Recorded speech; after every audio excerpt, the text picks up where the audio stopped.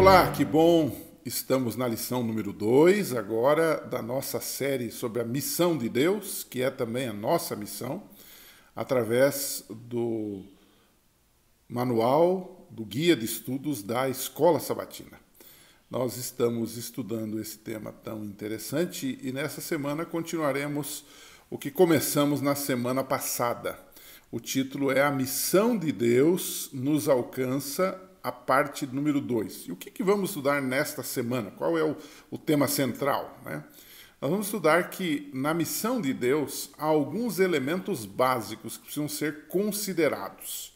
São muito importantes para balizar todo o nosso estudo nas lições que vão se seguir até a lição de número 13.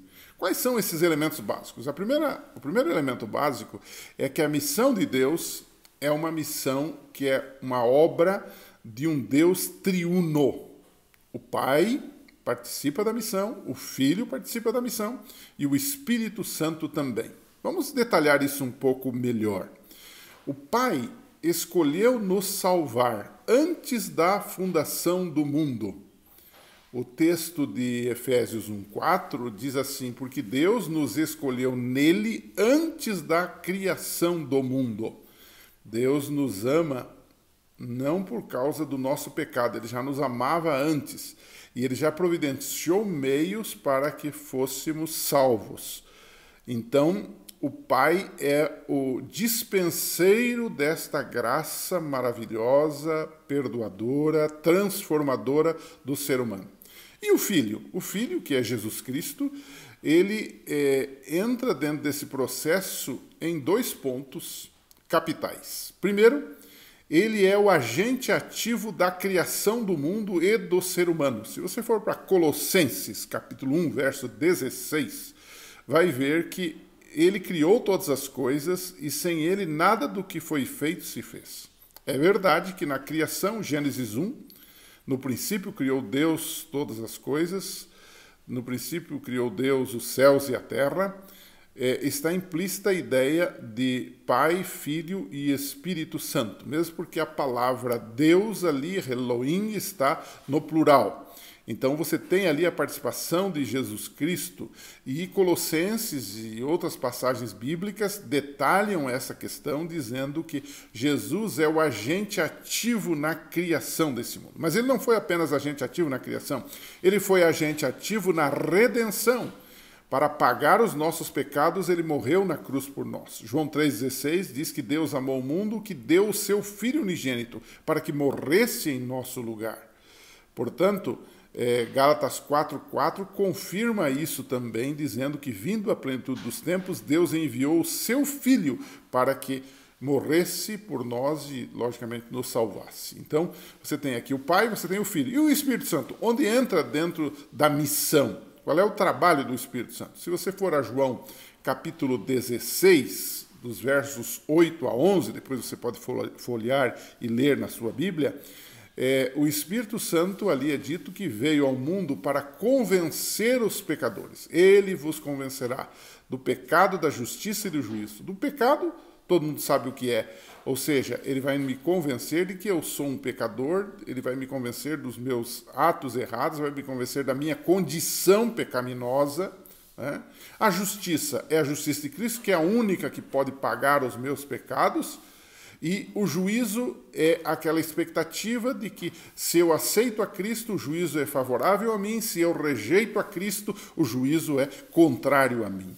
Ou seja, quem faz isto, essa obra de convencimento, é o Espírito Santo. Portanto, os três estão unidos na missão. Não dá para separá-los, porque a função deles é salvar, cada um com a sua função, cada um com o seu trabalho, né? Bom, então nós vimos que é uma obra de um Deus triuno. Agora, qual é o foco da missão?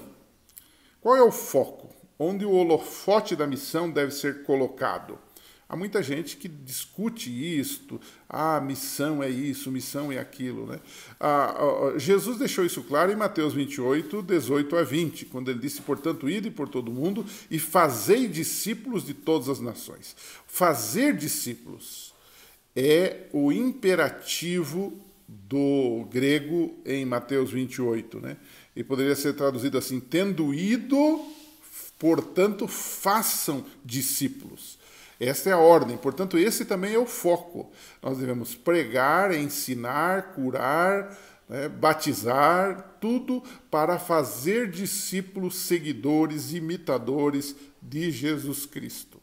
Esse é o ponto, que é o ponto focal da missão. Nós vamos voltar a esse assunto no decorrer das 13 lições, e aí esse assunto vai ser mais esmiuçado, digamos assim. Então, esse é o foco da missão. Agora, qual é a mensagem, o conteúdo da missão? Nós temos o foco, mas nós temos que ter também o conteúdo da missão. O que vamos pregar? Muita gente diz assim, eu prego o evangelho, mas é apenas um emocionalismo barato. Não é evangelho, não é conteúdo. Qual é o conteúdo? O conteúdo é a palavra de Deus, é o evangelho eterno. O texto de Apocalipse 14, 6 e 7 deixa claro que o evangelho eterno deve ser pregado a cada nação, tribo, língua e povo. Portanto, a mensagem da missão é o evangelho eterno, o evangelho da salvação em Jesus Cristo e tudo o que ele, logicamente, contém. Por isso que não é qualquer evangelho, mas é o evangelho eterno. É aquele que desde o princípio vem sendo pregado. E em cada era tem uma ênfase. Todavia, no tempo do fim, é a mensagem de juízo e salvação, segundo Apocalipse 14, verso 6 em diante. Tá? Agora, qual é o canal da missão? Por onde passa essa mensagem do Evangelho Eterno para ser transmitido, proclamado, disseminado ao mundo? É o povo de Deus. Se você vai para Atos capítulo 1, verso 8, o texto diz assim, ser-me-eis minhas testemunhas. Então, Jesus, o Espírito Santo, está dizendo aí no livro de Atos que o povo de Deus deve ser o transmissor dessa missão. Ele é o canal dessa missão para o mundo, né?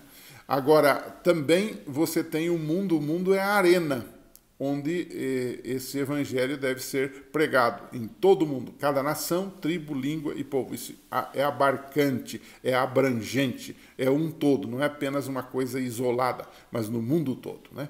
E o itinerário para fazer isso, Jesus também deu, né? Ser-me-eis minhas testemunhas, Atos 1:8, tanto em Jerusalém, nós vamos voltar a esse texto numa lição mais adiante, vamos explicá-lo e aplicá-lo um pouco mais, mas Jerusalém, onde os discípulos estavam, a Judéia, que era um pouquinho mais abrangente, que era o país, né?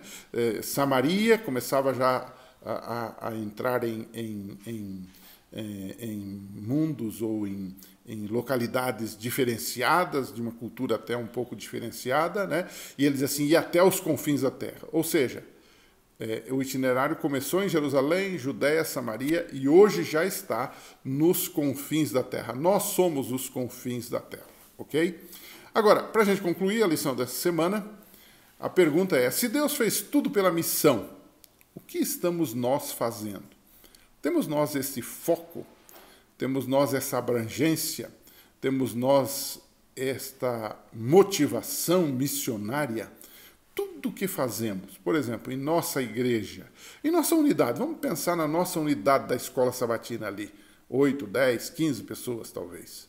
O que estamos fazendo? A gente apenas vem e absorve o conhecimento ou a gente está durante a semana transmitindo esse conhecimento, seja ele falado, seja ele vivido?